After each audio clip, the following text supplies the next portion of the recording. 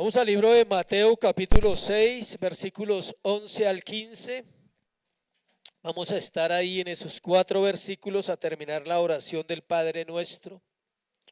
Hoy vamos a hablar de las peticiones que tienen que ver con nosotros y espero que el tema sea para su corazón como para el mío. 6 del 11 al 15 dice: el pan nuestro de cada día, dánoslo hoy. Y perdónanos nuestras deudas como también nosotros perdonamos a nuestros deudores. No nos metas en tentación, mas líbranos del mal, porque tuyo es el reino y el poder y la gloria por todos los siglos. Amén. Porque si perdonáis a los hombres sus ofensas, os perdonará también a vosotros vuestro Padre Celestial. Mas si no perdonáis a los hombres sus ofensas, tampoco vuestro Padre os perdonará vuestras ofensas. Padre, gracias por este tiempo, Señor, por tu palabra, por tu verdad, Señor. Santifícanos y ayúdanos, Dios, en este tiempo para poder conocerte, que tu palabra corra en nuestros corazones, que tu palabra haga aquello para lo cual fue enviada: salvar, sanar, Señor, libertar el corazón de nosotros. Te damos gracias en Cristo Jesús. Amén y amén. Aprendiendo a orar, vamos por la tercera parte, es el tercer sermón sobre la oración y así terminamos el Padre Nuestro hoy, aprendiendo a orar. Vamos a continuar con esta oración recordando peticiones que ya vimos que tienen que ver con Dios. Las primeras 3 peticiones del Padre Nuestro son: Padre nuestro que estás en los cielos, dice la primera, santificado sea tu nombre, venga a nosotros tu reino y hágase tu voluntad. Esas 3 peticiones fueron las que vimos hace 8 días y tienen que ver con Dios, únicamente con Dios y nosotros. Ahora tiene que ver con nosotros y las cosas que nosotros le pedimos a Dios para nuestra vida diaria en esta tierra, que son 4. El pan de cada día, el perdón de pecados, la protección que se divide en 2 partes, guardados de la tentación y librados de ¿qué? Del mal. O sea, son 4, pero la tercera la dividimos ¿qué?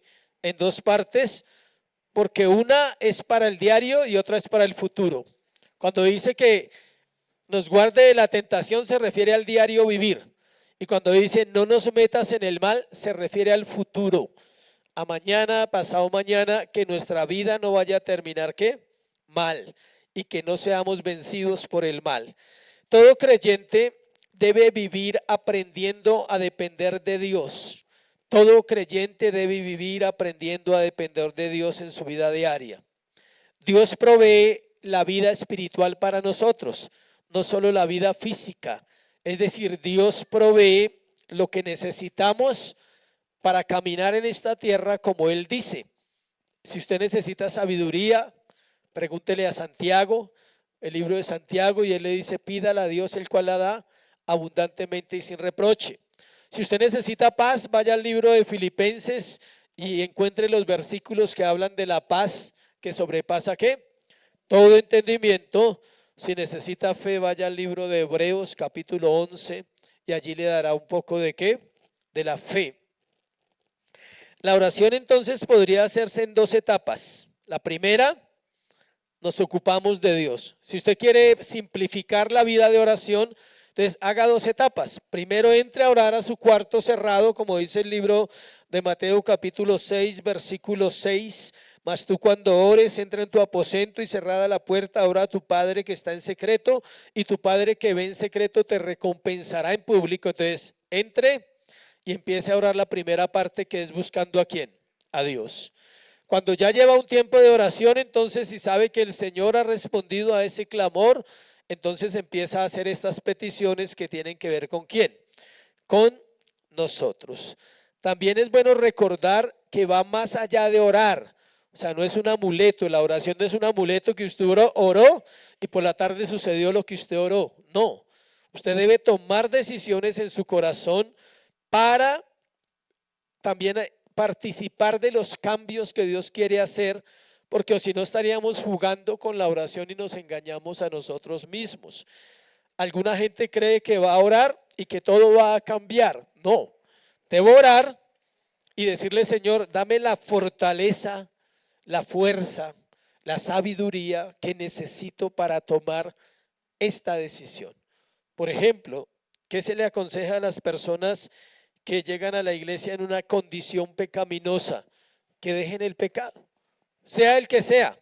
Es una mujer llega y viene en una relación sentimental y tiene que tomar una decisión si se casa o no se casa, y debe pedirle al Señor, dame la fuerza, la sabiduría, el discernimiento para entender si sí vale la pena esta relación o no vale, o parar a tiempo y decir, espero en el Señor para que Él obre en mi corazón. Si es un cambio de un trabajo, si es un cambio de una actividad, lo que sea, debe pedir a Dios. No es que usted oró y se queda con los brazos cruzados esperando que todo cambie. No, no funciona así. Demanda nuestra acción también. Es necesario obedecer lo que Dios habla a nuestros corazones en su palabra. Por eso no podemos desligar la oración de la oración. Oración, acción. Oración, oración. Ora y actúa. Debe orar y debe actuar. Dios no es mágico. Aprendan eso. Dios no es mágico. Dios no es un genio que usted le frota el estómago o le frota la lámpara y le concede los deseos. No, Dios no trabaja así. Dios es poderoso. Dios es real. Y Él obra cuando dice, mi hijo o mi hija está entendiendo porque ha tomado una decisión. Yo siempre pongo los mismos ejemplos. Los que escuchan las predicaciones dirán eso. El pastor siempre usa los mismos ejemplos, pero son los más prácticos. El adúltero que viene a la iglesia y es confrontado con su pecado, entonces dice, Señor, ayúdame a dejar esa relación. Estoy hiriendo mi familia y no quiero hacerlo más. Dame la fuerza, el dominio propio, el carácter para enfrentar y decir, hasta acá, y me quedo con mi hogar. Eso es orar y actuar. El esposo que sabe que está defraudando a su esposa aún siendo cristiano, o la esposa que está defraudando a su esposo, que están batallando, es decir, ayúdame a cambiar mi carácter. Me falta amar en mi casa, me falta dar más en mi hogar y quiero hacerlo. Entonces vamos a mirar las provisiones de hoy, o las peticiones de hoy también se puede llamar. La primera se llama provisión diaria. Vamos a ver la primera y vamos a leer el versículo 11 del pasaje que tenemos hoy, y dice así: el pan nuestro de cada día, ¿qué? Dánoslo hoy. Esta es una petición hermosa que no es fácil de obedecer correctamente. Escuche, desde ahí comienza la obediencia. En la oración comienza la obediencia, porque usted está leyendo el texto y el texto no necesita mayor interpretación. Dice, se lo voy a leer otra vez despacio. Dice en el versículo 11, el pan nuestro de cada día, dánoslo hoy. Es decir, cuando usted va a pedir para toda la vida, está errando en la oración, porque se pide ¿para qué? Para un día. Cuando el Señor envió el maná en el libro de Éxodo, ¿qué hizo Dios? ¿Qué le dijo a los israelitas? Tomen todos los días una porción suficiente para comer. Y no faltó el desobediente que quería asegurarse porque tenía miedo de qué pasaba en el futuro, y tomó 2 y amanecía podrida. Cuando una persona tomaba más de lo que Dios decía en el maná, se podría. Solo les dijo que el sábado tomaran 2 porciones porque el domingo no trabajaban. Perdón, el sábado no se trabajaba. En ese caso ellos tenían que tomar las 2 porciones ¿cuándo? El viernes. Y nosotros debemos tomar 2 porciones ¿cuándo? El sábado, para descansar el domingo. Entonces, cuando usted va y usted quiere asegurar todo su futuro en una sola oración, está perdiendo ¿qué? El tiempo. Enséñame a vivir hoy para ti. Quiero vivir este día para agradarte. Dios, dame la sabiduría que requiere hoy mi hogar, que requiere hoy mi familia. Dame la templanza que necesito hoy para no pecar. Dame la posibilidad aún de perdonar hoy. Y usted quiere la templanza para 50 años. O sea que usted no va a orar los otros 49 años. No. El pan diario, ahí es clara el verso, dice, ¿de cada qué? Día. No procure solucionar todo de una manera que usted no tenga que volver a orar. Dios está diciendo que Él asegura la provisión. ¿Cuándo? Diaria. Voy a explicarle por qué se hizo esa petición, que la gente no sabe. ¿Por qué? En los tiempos de Jesús, generalmente se le pagaba a los trabajadores por la tarde. Algunas personas acá pueden trabajar al día y ¿cuándo le pagan? Por la tarde. Como otros trabajan en quincenal o mensual. En la época de Jesús se pagaba a los trabajadores por el trabajo desempeñado. Al final del día les pagaban. La paga era tan baja que era casi imposible ahorrar algo. Por tanto, la paga daba para la comida del día. Por eso el Señor les enseña a orar así. Es decir, lo que ganaban les alcanzaba para ¿cuánto? Un día. Nunca les quedaba para ahorrar, banco, voy a pagar una cuota, nada. Eso no existía en esa época. Era para un día. Entonces ellos oraban, era seriamente: Dios, el pan diario, dánoslo hoy. Que lo que me gano me alcance para comer y para sustentar ¿a quién? A mi familia. Por eso la petición es en ese sentido que Él la está haciendo. Dice, una mala cosecha, escuche, de la época era un desastre para los trabajadores. Si había una mala cosecha, no había ¿qué? Paga. Entonces, cuando ellos oraban que el pan diario se diera cada día, estaban también pidiendo que Dios bendijera las cosechas, bendijera la tierra.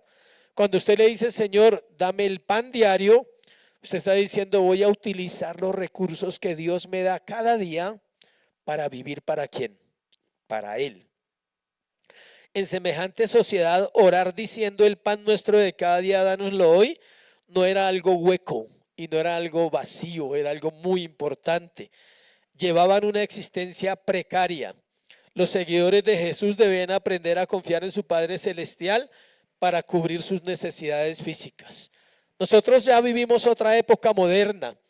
La gente guarda, ahorra, distribuye su dinero para lo que, obvio que eso está bien, pero aquí nos estamos refiriendo a una confianza absoluta que el futuro también está en las manos ¿de quién? Del Señor. ¿Sabe que la gente tiene miedo al futuro?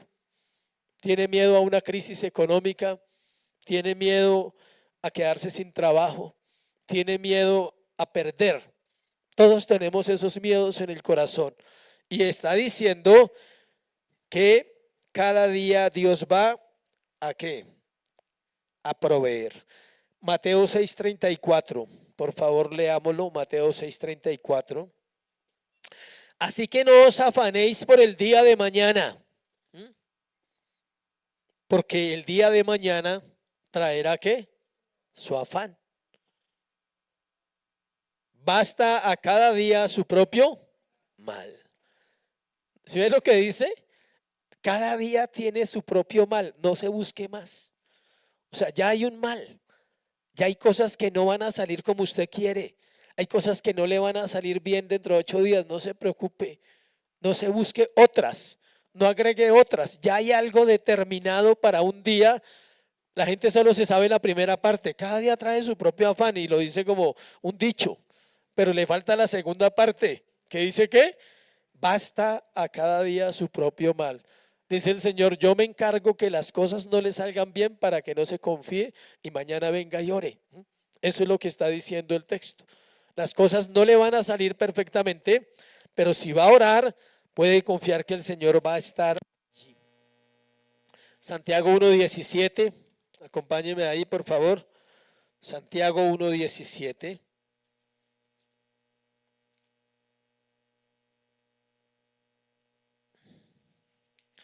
Dice lo siguiente. Dice, toda buena dádiva y todo don perfecto desciende de lo alto del Padre de las luces, en el cual no hay mudanza ni sombra de variación.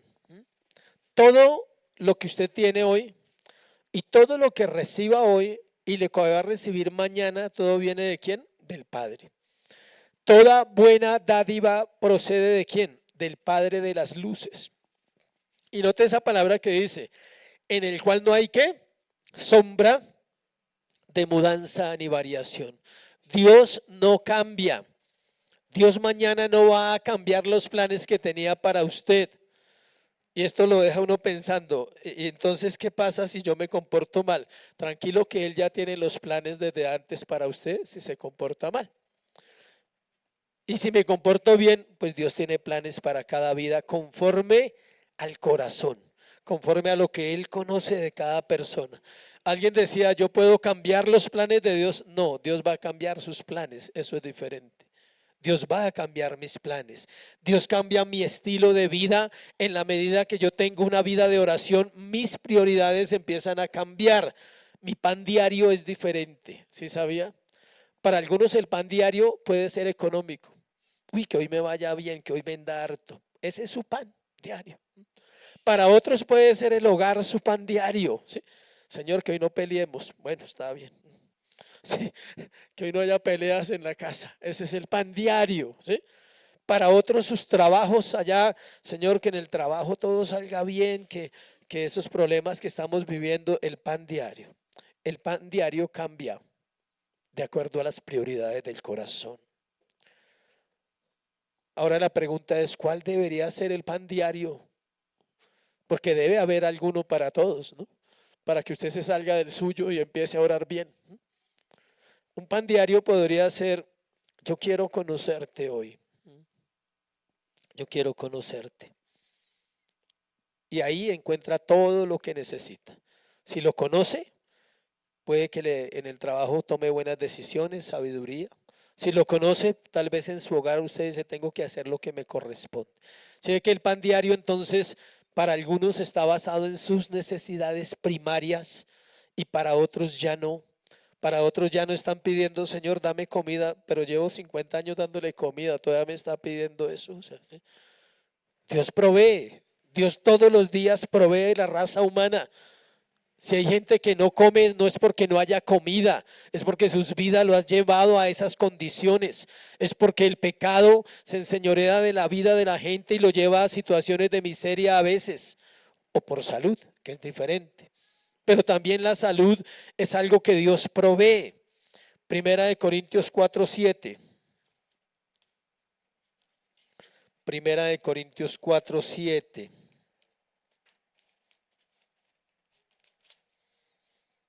Dice así, porque ¿quién te distingue? Hace una pregunta el apóstol Pablo, dice, ¿quién te distingue? O sea, ¿usted quién lo conoce? Nadie. ¿O qué tiene usted que no haya recibido? Y si lo recibe, ¿por qué se gloría como si no lo hubiera recibido? Dios dice, ¿de qué se jacta? O sea, ¿por qué se le sube el ego pensando que tiene muchas cosas y pensando que toda la vida las va a tener cuando en un instante dice que Dios disipa y como un soplo desvanece la vida del ser humano y lo lleva a una situación donde le dice, tienes que depender de mí? Todo el que pone su confianza en este mundo fracasa. Todo el que ponga su confianza en su empresa fracasa económicamente. Y no estoy diciendo que la empresa sea mala y que usted no trabaje. Estoy diciendo ponga su empresa, ponga su trabajo en las manos de ¿quién? De Dios. Eso es diferente. Pero hay gente que tiene el Dios X, el logo de la empresa. Ese es el Dios. Y un día pasan los años y termina sin el logo y sin la empresa. Y es cuando dice, hay otra manera de vivir. En otras palabras, las escrituras enseñan que el propio Dios es la última, es la fuente última y única de todo bien, ya sean alimentos, vestido, trabajo, tiempo y aún tiempo de ocio. ¿Sí sabía? Si Dios quiere que usted descanse, no es pecado. Aclaro, porque algunos, uy, no. El tiempo de ocio también Dios lo permite en el ser humano porque lo necesita, ¿sí? Alguno dice playa, brisa y mar. No, no estoy hablando de ese tiempo de ocio. Estoy hablando de tiempos donde hay calma, todo está tranquilo. Las finanzas, bien. La esposa, perfecta. El esposo, perfecto. Todo está súper. Esos tiempos también los permite Dios, los provee. pero hay que entender que no siempre va a ser así.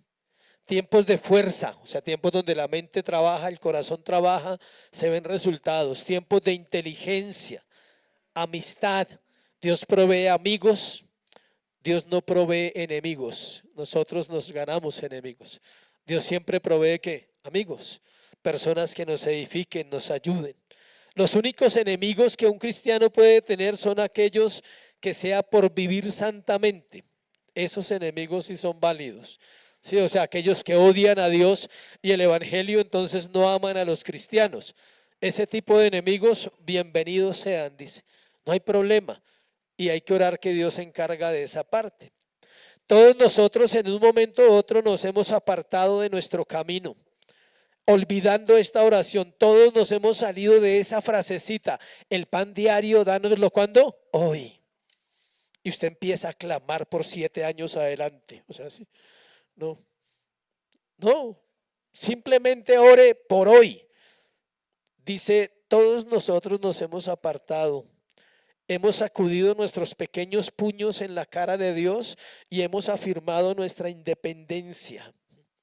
Todos en algún momento hemos querido ser independientes ¿de quién? De Dios. Le hemos dado la espalda una y otra vez y aún así sus bendiciones nunca han dejado de estar. Y usted solo haga recuerdo en su mente, yo hago en la mía y será así. Nuestra ingratitud es un insulto a la deidad de Dios. La generación presente es muy ingrata, ofende a Dios con la ingratitud. Hemos dado por sentado que Él tiene la obligación de bendecirnos porque es Dios, y apenas empieza a menguar, empezamos a quejarnos.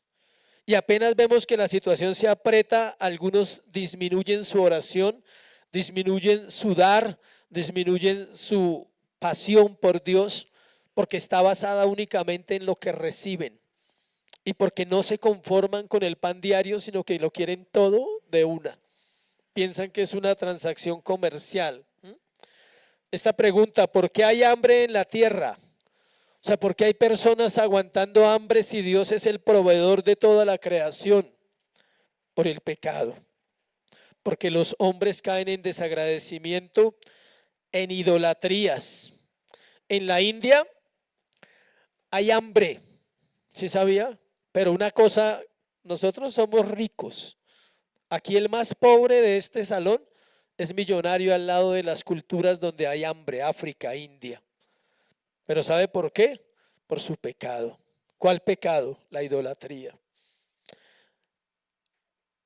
El pecado de estas culturas que están llenas de hambre porque no tienen nada más es tan fuerte y los ciega tanto en sus corazones que no pueden matar una vaca porque la vaca es Dios.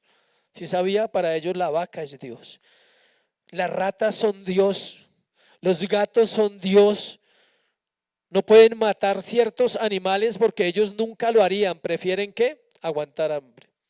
Y ellos creen que ese aguantar hambre los purifica. Sobre todo en el hinduismo y en el budismo, en esas religiones, ellos creen en la reencarnación de los animales y no se atreven a matar un animal para comérselo porque piensan que puede ser el abuelito que reencarnó. ¿Se imagina cómo es la ignorancia? Prefieren morirse de hambre que matar un animal. Y aquí usted mata a cualquier animal porque usted no cree en nada de eso. Somos otra cultura. Pero entonces aquí tenemos otro problema: abundancia. ¿Sí sabía? Colombia es un país abundante. Aquí nadie puede aguantar hambre porque diga que no hay comida, ya es por su propia vida. Pero aquí usted come lo que quiera. Su creencia en la reencarnación de animales y su creencia, escuche, que los seres van mejorando, les impide comer y les impide pensar en comer carne de animales porque van a perder la purificación. Para ellos el hambre lo toman como una parte de la purificación en esta tierra. Imagínense cómo es la ignorancia. Piensan que a través del hambre su cuerpo se está purificando para reencarnar en una vida superior. Ellos ignoran totalmente la escritura. Gracias a Dios nosotros creemos en Dios y en su palabra y no nos afanamos porque Él es nuestro proveedor. Nosotros no vivimos esa lucha como cultura, pero sí somos desagradecidos porque tenemos mucho más de lo que merecemos. Segundo, el perdón de Dios, versículo 12. El perdón de Dios. Dice el versículo 12, perdónanos nuestras deudas como también nosotros perdonamos a nuestros deudores. El perdón es un regalo de la gracia de Dios para el pecador. La persona que pide perdón está diciendo que ha pecado. Toda persona que expresa esa palabra en oración está reconociendo a Dios como el único que puede perdonar pecados y reconoce que ese perdón solo lo otorga ¿quién? El que puede, que es el Señor. Pero hay una situación ahí en ese versículo. Perdona nuestras deudas. La palabra deuda se refiere a falta, a algo que incumplía, a un agravio, a una ofensa, en este caso ¿contra quién? Contra Dios. Pero es curioso que pone una condición, dice, perdona nuestras deudas como nosotros perdonamos ¿a quién? A nuestros deudores. Es decir, a aquellos que nos cometen faltas, agravios, transgresiones y que no son realmente, como dice la palabra, agradables quizás a nuestro corazón. Pero tenemos la obligación ¿de qué? De perdonar. El perdón de Dios está cancelando una deuda que no podemos pagar de ninguna manera. Cada vez que pecamos, somos reos de juicio y merecemos morir. Romanos 6:23. Voy a leer Romanos 6:23. Cada vez que el ser humano peca, debe recordar este versículo, Romanos 6:23, porque la paga del pecado es ¿qué? Muerte, mas la dádiva de Dios es vida eterna en Cristo Jesús, Señor nuestro. Es decir, cada vez que usted peca, debería morir. O sea que ¿cuántas veces usted debería haber muerto? Muchas.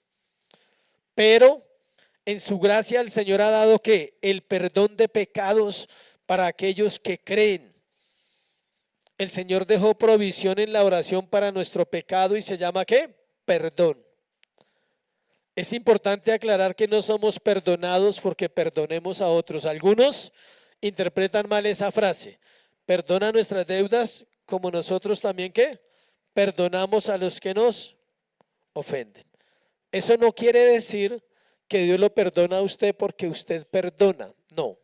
Lo que quiere decir es que toda persona que haya sido perdonada por Cristo y por Dios en el sacrificio de Jesús debe perdonar. Debe tener un corazón ¿qué? Perdonador. Algunos no les alcanzan las 70 veces 7 al día, pero debería alcanzarnos para realmente vivir una vida agradable al Señor.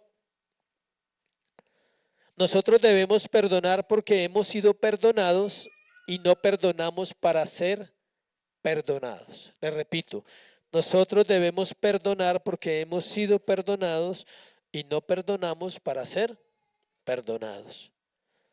Dios ya nos otorgó un perdón legal en la cruz del Calvario, pero a diario debemos pedir ¿qué? Perdón. Es decir, si usted conoce la Escritura, nosotros ya fuimos perdonados de todos nuestros pecados, pasados, presentes y futuros. Y entonces dice, entonces, ¿para qué oro? Para obedecer. Porque la Biblia dice, vosotros pues oraréis así, Padre nuestro.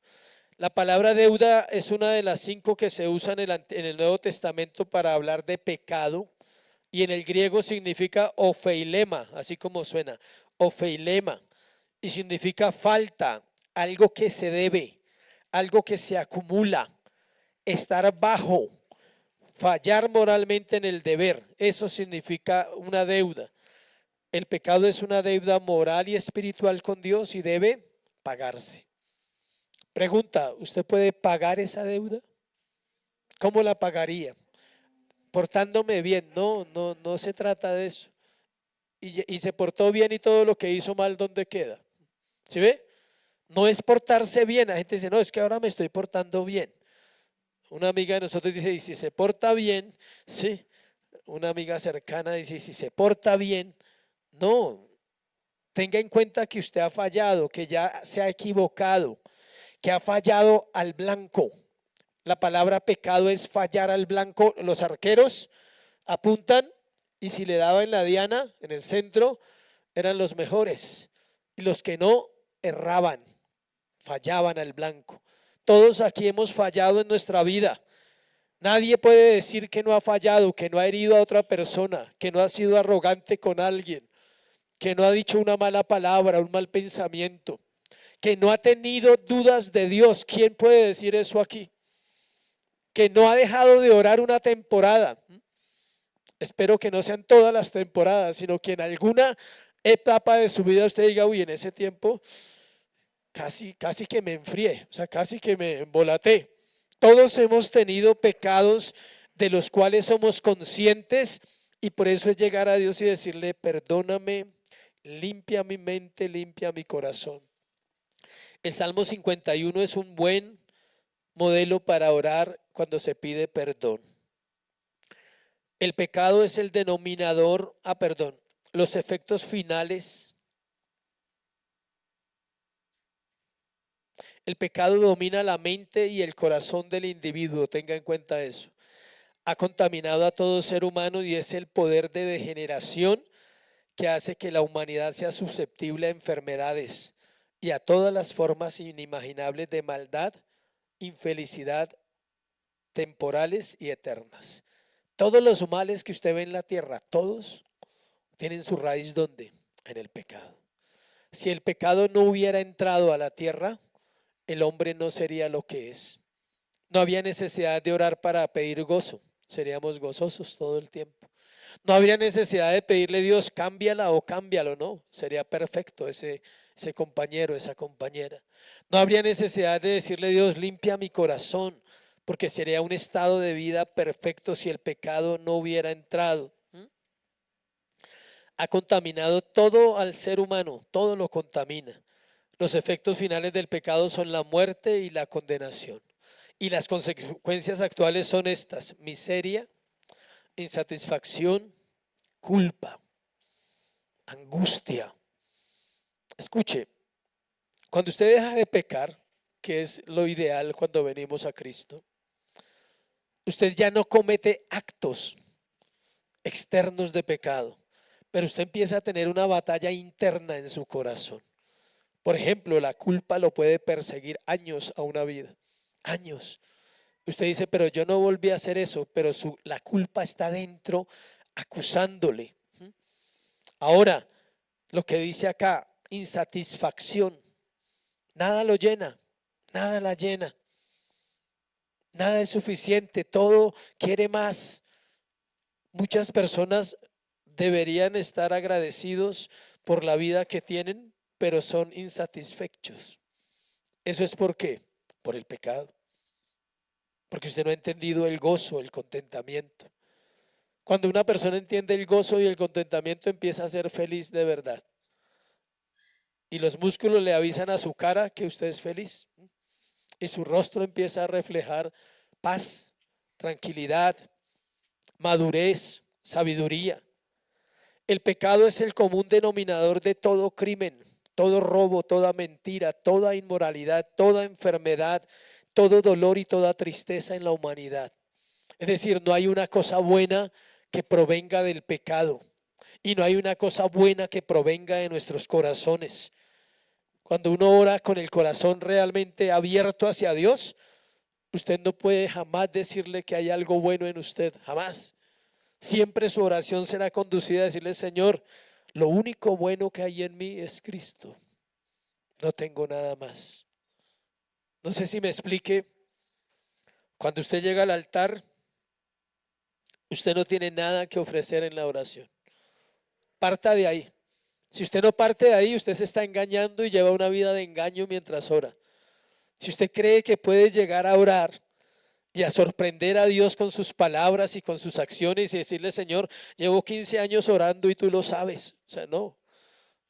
Dios no le interesa si usted lleva 15 o 20 años orando. Señor, te doy gracias porque mis hijos son perfectos. No.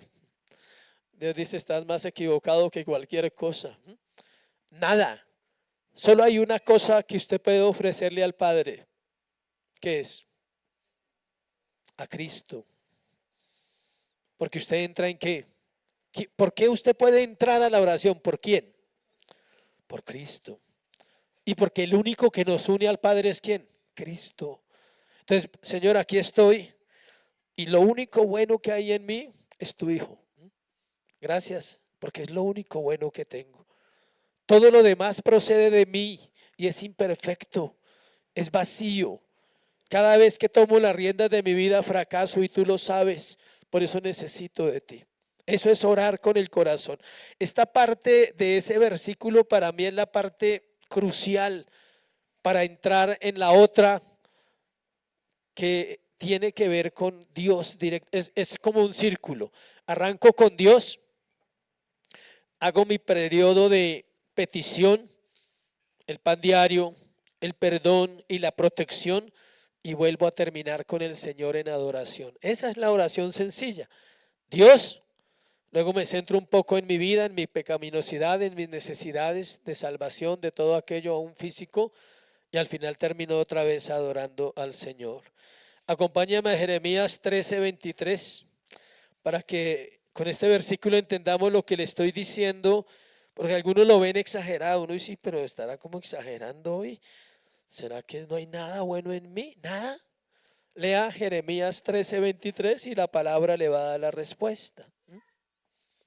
Jeremías 13:23 es perfecto. ¿Mudará el etíope su piel y el leopardo sus manchas? Así también podréis vosotros hacer bien estando habituados a hacer el mal. ¿Se ve lo que dice? Es más fácil que un negro, un etíope es un negro, aquí no hay, pero bueno, cambie su color. Es más fácil que un leopardo pierda sus manchas. ¿Eso puede llegar a suceder? Jamás. ¿Cómo? ¿Cómo un hombre moreno que nació de tez morena va a cambiar su color? ¿Cómo va a llegar? ¿Sí? Es imposible. ¿Cómo el leopardo va a perder sus manchas? No las puede perder. Y Dios dice, ¿cómo ustedes habituados a hacer el mal van a entender que pueden hacer el bien? ¿Sí ven? No hay nada bueno. Todas las obras buenas de los creyentes son adjudicadas ¿a quién? A Cristo.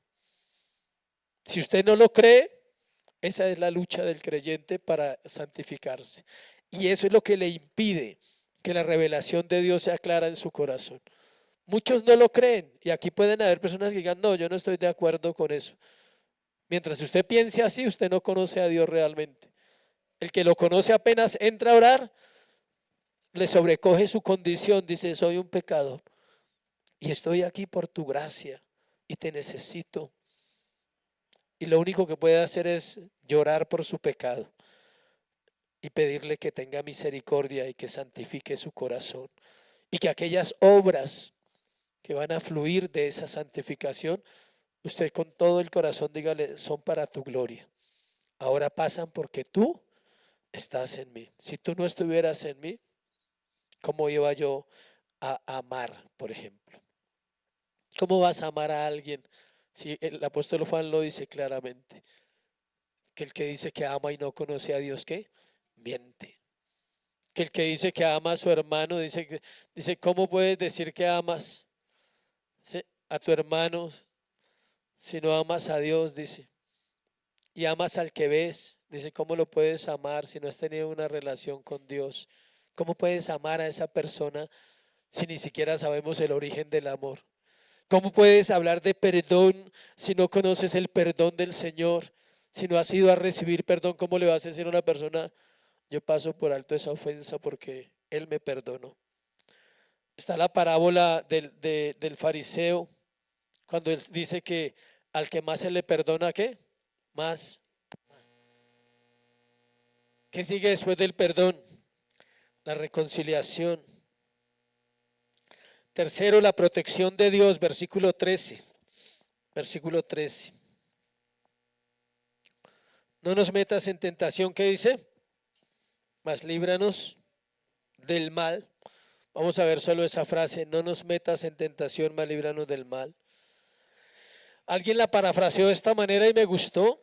si es tu voluntad, es el mismo versículo parafraseado, si es tu voluntad, no nos permitas débiles como somos por naturaleza e inclinados al pecado, que entremos en situaciones que en el curso natural de los acontecimientos nos expongan a una tentación y una caída. Se lo repito, si es tu voluntad, no nos permitas débiles como somos por naturaleza, inclinados al pecado, que entremos en situaciones que en el curso natural de los acontecimientos nos expongan a una tentación, a una caída.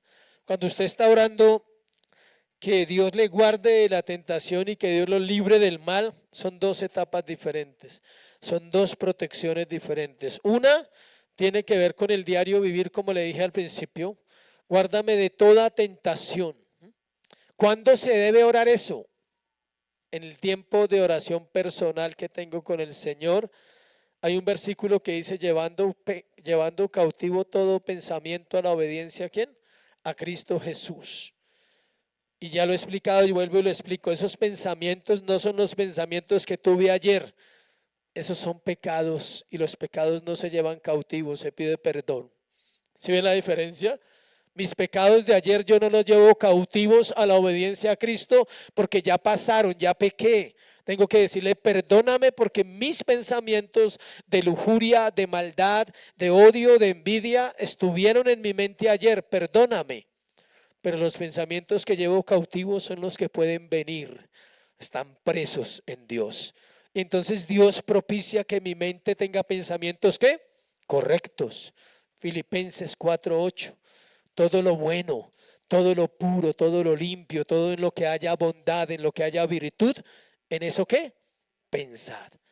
Entonces, ¿qué es bueno? Pensar en el trabajo, por ejemplo. Para un vago es bueno que piense en el trabajo, es espectacular. Para un infiel, algo bueno es pensar en su esposa, en el amor que puede tener por ella, en el respeto que ella merece en su matrimonio. Ese es un pensamiento bueno. La gente cree que el pensamiento bueno es solo Dios, Dios, Dios, Dios. No, el pensamiento bueno es aquello que Dios ha establecido que es correcto en arreglar las cosas que están en nuestro corazón.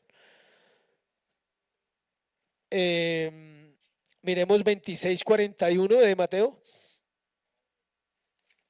Ahí mismo unas hojitas.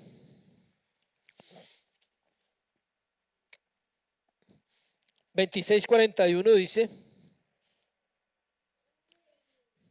velad y orad para que no entréis en tentación.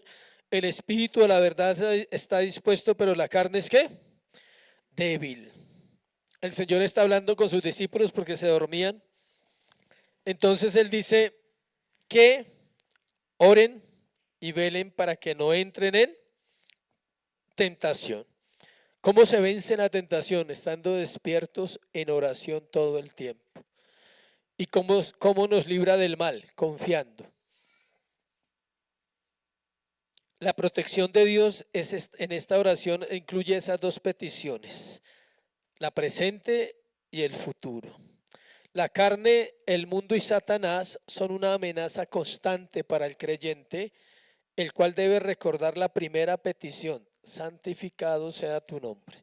En la medida en que me santifico, es más fácil vencer la tentación. En la medida en que me santifico, Dios me guarda del mal para que el mal que dice ahí no me dañe. El mal quiere dañar ¿a quién? A los creyentes. El mal no quiere dañar al mundo porque el mundo ya está ¿qué? Dañado.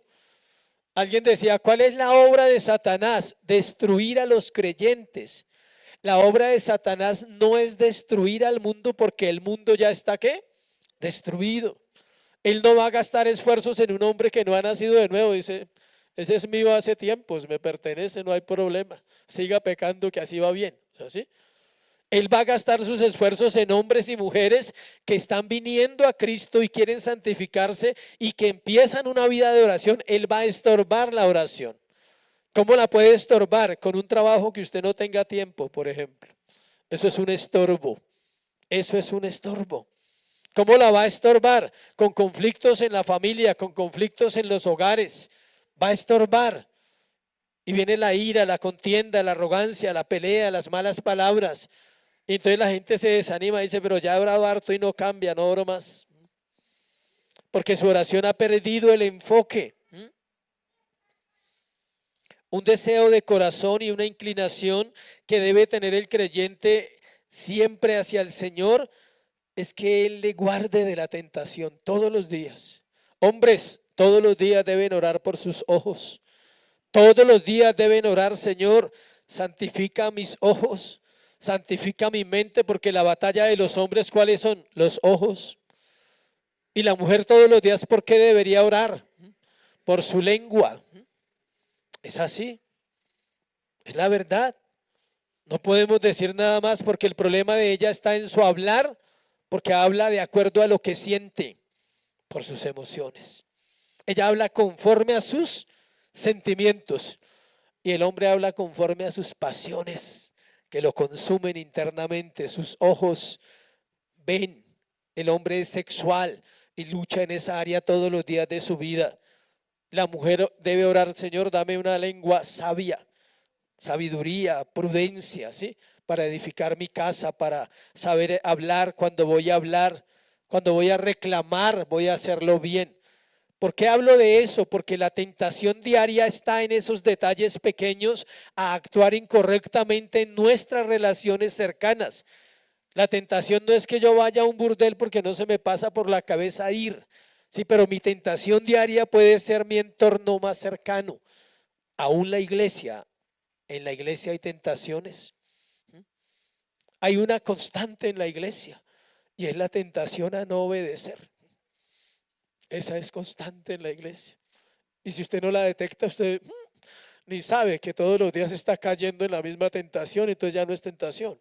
Ahora es ¿qué? Pecado. Para los que no saben, la tentación no es pecado. No alcanza a ser pecado. Pero cuando ya cedo a la tentación que es todos los días, peco. Y esa tentación a hacer las cosas a mi manera está en usted y en mí. Cuando usted le dice la Biblia una cosa y en la iglesia ya le han dicho lo mismo y usted va a hacer lo contrario, caíste. Ni siquiera fue tentado, cayó directamente, no necesitó ser tentado.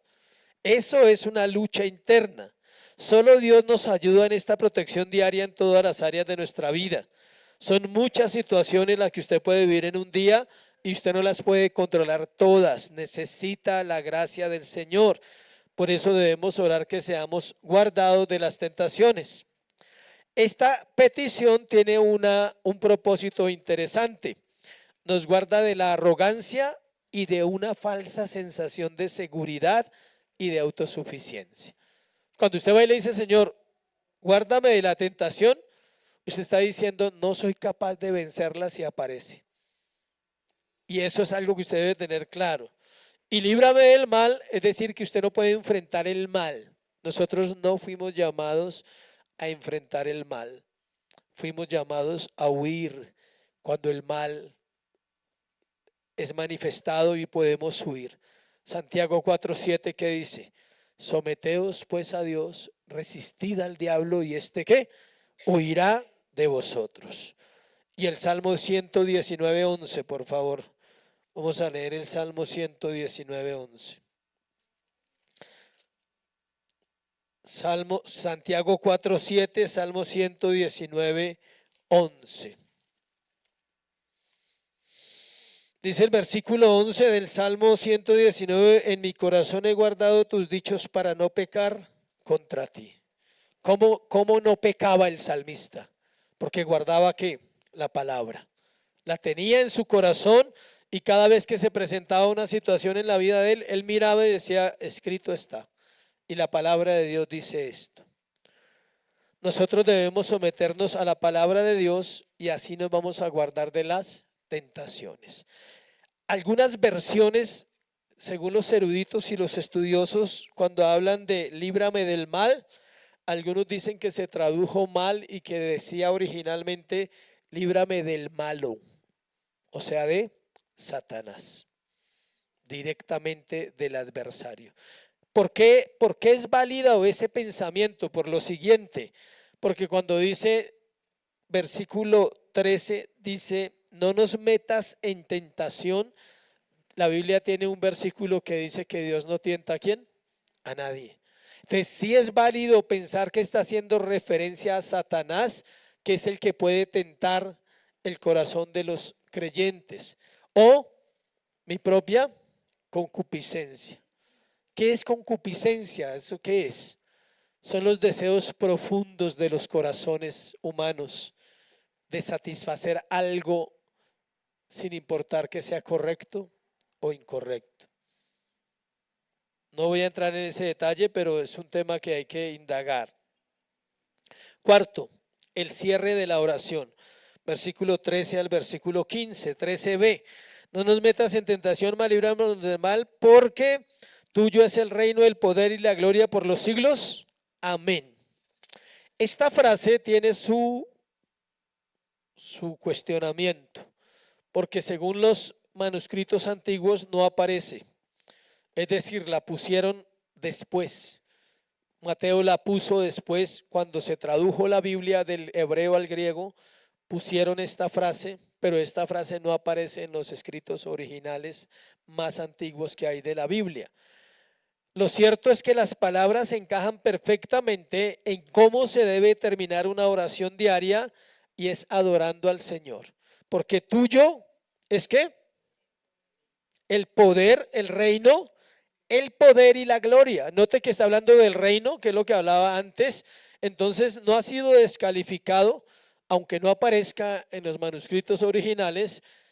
Nadie ha tenido problema en aceptar que hace parte de la oración y que la pusieron como un cierre de la oración, dándole un entendimiento al creyente, decir, es bueno terminar reconociendo la gloria, la honra, el poder, la autoridad del Señor. Esto se conoce como una doxología. ¿Qué es doxología? Adoración. Pero no es una adoración ahí pasiva. La palabra doxología es estallar en adoración. Es decir, al final, después de que usted termina la oración, dice: Señor, porque tuyo es todo, porque todo lo que he orado pertenece a ti. Todo lo que he pedido, todo lo que he dicho, todo lo que he sentido en esta oración es para ti. Si usted sintió una convicción profunda de arrepentimiento, debe reconocer que fue porque Dios lo permitió. Si usted pudo orar por otras personas, debe decir: Señor, gracias. Por mí no lo hubiera hecho. Tal vez algunos para mí no se lo merecen, pero tú pusiste en mi corazón orar por esas personas. Mire, Dios le puede poner a usted a orar por la persona que usted menos quiere orar. Y yo creo que eso sí es orar. Claro, porque es que es fácil, volvemos a lo mismo. Ore por los que a usted le duelen, eso es fácil. Pero ore por el que usted odia. Demanda un ejercicio realmente de parte de quién, del Señor. Hay gente que usted no quisiera volver a acordarse ni a encontrarse en la vida. ¿Por qué? Usted lo sabe. Y cuando el Señor lo trae a la mente, usted dice: uy, Señor, amén, dejemos así. Aquí terminó mi oración, gracias, Señor. No, hay que orar por esas personas. No vaya a orar para que no se lo encuentre, ¿no? Porque usted dice: claro, voy a orar, pero para que no me lo encuentre. No, ore. Si el Señor lo trajo es por algo. Debemos, dice,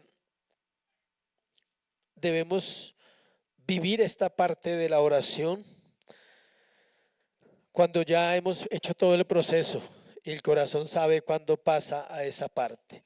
Los dos versículos finales, que es el 14 y 15, porque si perdonáis a los hombres sus ofensas, os perdonará también a vosotros vuestro Padre Celestial. Mas si no perdonáis a los hombres sus ofensas, tampoco vuestro Padre os perdonará vuestras ofensas. Estos versículos simplemente son un recordatorio de la importancia del perdón. Note que es la única parte que el Padre nuestro repite dos veces. Le voy a explicar por qué. Resulta que usted está orando, hizo todo el proceso: Padre nuestro que estás en los cielos, santificado sea tu nombre, venga tu reino, hágase tu voluntad en la tierra así como se hace en el cielo. El pan diario, dánoslo hoy, perdona nuestras deudas, no nos metas en tentación, líbranos del mal, y tuyo es el poder, el reino y la gloria. ¿Sabe por qué dejaron esas ahí? Por si a usted se le olvidó algo que tiene que ver con el perdón. Es muy importante, porque el perdón, el perdonar hace que su comunión sea más plena con el Señor. Por eso examine su vida hoy a la luz de este sermón y solo piense y diga: he orado muchos años, oro todos los días, pero tal vez hay algo que no he podido perdonar o alguien que no he podido perdonar. Eso impide la comunión para los que no saben. Cuando la gente me dice es que yo oro, pero pues siento como que no. Para mí casi siempre se inclina por este lado. No quieres perdonar. Pastor, pero es que usted no entiende. No, a mí no me llamaron a entenderlo. A mí me llamaron a enseñarle. Pastor, es que usted no se imagina la situación. Bueno, tal vez no me la imagino. Pero sí le puedo dar un consejo y es que obedezca y va a cambiar su vida. Hay personas que están ahí donde están hoy y usted sabe dónde está porque no han podido perdonar algo y oran y leen la Biblia y Señor, gracias, y tuyo es el poder, el reino y la gloria, ¿sí? Amén. ¿Por qué lo pone otra vez? ¿Por qué insiste Jesús? Es Jesús el que está hablando. Porque Él vuelve a insistir y dice: porque si no perdonáis a los hombres, vuestras ofensas tampoco serán perdonadas. Es decir, queda un bloqueo ahí. El Señor dice: sigue ahí, pero hay algo pendiente. Estamos pendientes de eso. Y uno lo sabe, eso es lo más duro, que uno lo sabe si no ha perdonado a alguien espectacularmente especial. O alguna situación de su vida, yo no lo puedo saber. El perdón se otorga claramente cuando tampoco yo he ocultado mis pecados. Tengan en cuenta eso. Si usted oculta sus pecados en el tiempo de la confesión, obviamente que usted no tiene claro que va a perdonar absolutamente todo lo que tiene que perdonar. Si estoy dándome a entender, muchos no perdonan porque también están escondiendo algo. No han confesado plenamente sus faltas al Señor. Entonces, claro, termina: tuyo es el poder, reino y la gloria, amén. Y ni siquiera usted hizo su tarea, mucho menos va a poder perdonar a otra persona, porque usted necesita entender que todos sus pecados han sido perdonados. Terminemos con el Salmo 61. Eso es algo espectacular cuando usted al final de la oración le dice: gracias por darme la convicción esta mañana de que realmente he sido perdonado. Lo puedo vivir, lo puedo experimentar. Salmo 61, oye, oh Dios, mi clamor, a mi oración atiende. El salmista: desde el cabo de la tierra clamaré a ti cuando mi corazón, ¿qué? Desmayare. ¿Alguien ha desmayado alguna vez en su vida? Cada rato. Hizo propósitos el 31 y hoy no se han cumplido. Ya desmayó en enero. Dijo que iba a leer un libro y no ha empezado. Dijo que iba a estudiar y no ha empezado. Ya está desmayando. Dijo que iba a dejar ciertas cosas, no las ha hecho. Ya desmayó, para que sepa. Entonces necesita ir a la oración y decirle: oye, oh Dios, mi clamor, a mi oración atiende, desde el cabo de la tierra clamaré a ti cuando mi corazón desmayare. Entonces dígale: ya desmayé, Señor, necesito tu ayuda. Llévame, ¿qué? A la roca que es más alta que yo, porque tú has sido mi refugio y torre fuerte delante del enemigo. No podemos obviar la obra de Satanás, no la podemos ignorar, pero no podemos echarle la culpa. Satanás no es el culpable de nuestros fracasos, es nuestra carne y él trabaja con nuestra debilidad. El creyente peca y Satanás se alegra.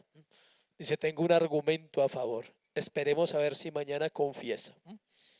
Él es paciente. Y al otro día usted no confiesa y dice: tengo dos argumentos ya. Tengo el pecado más el otro pecado por no confesar. Añadió pecado ¿a qué? A su pecado. Y así empieza a ver el corazón y se lleva una semana y no habla de nada. Se va argumentando el corazón y se va enfriando en la oración. Yo habitaré en tu tabernáculo para siempre. Estaré seguro bajo la cubierta de ¿qué? Es una alusión al Salmo 91. El que habita el abrigo del Altísimo morará bajo la sombra del Omnipotente. Diré yo: Jehová, castillo mío y roca mía, en quien confiaré. Él me librará del lazo del cazador, me cubrirá bajo sus alas y estaré ¿qué? Seguro. Dice que me cuidará en la noche, en la mortandad de la noche y en la pestilencia que en el día destruye. Está hablando del adversario, del pecado.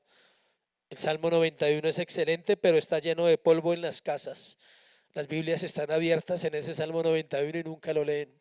Y en el Salmo 23, porque tú, oh Dios, has oído mis votos, me has dado la heredad de los que temen tu nombre. Días sobre días añadirás al rey, sus años serán como generación y generación. Estará para siempre delante de Dios, prepara misericordia y verdad para que lo conserven. Así cantaré tu nombre para siempre, pagando mis votos cada día, no cada 8 días, no cada 3 días ni cada 4 días, cada día. La oración es cada cuánto, cada día. Que usted no alcanzó a orar un día, no hay condenación, no se preocupe, no vamos a llegar hasta ese punto. Pero usted es consciente que no oró. ¿Y qué pasa? Necesito orar.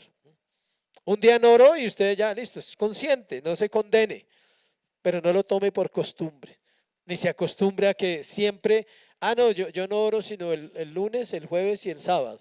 Hay gente que es así. No se acostumbre a esas malas prácticas, son mañas. Cada día procure orar. Por ejemplo, si un día no alcanzó a orar, entonces diga, voy a leer la palabra. No quiero pasar este día, Señor, sin tener ese tiempito contigo. Perdóname, no tuve el tiempo, pero voy a leer la palabra. Y otro día no alcanzó a leer la palabra, entonces dice, voy a orar. Necesito esos 20 minutos, esa media hora de descansar mi corazón. La oración es algo hermoso, iglesia. Oremos que el Señor nos haga personas de oración de verdad. Amén.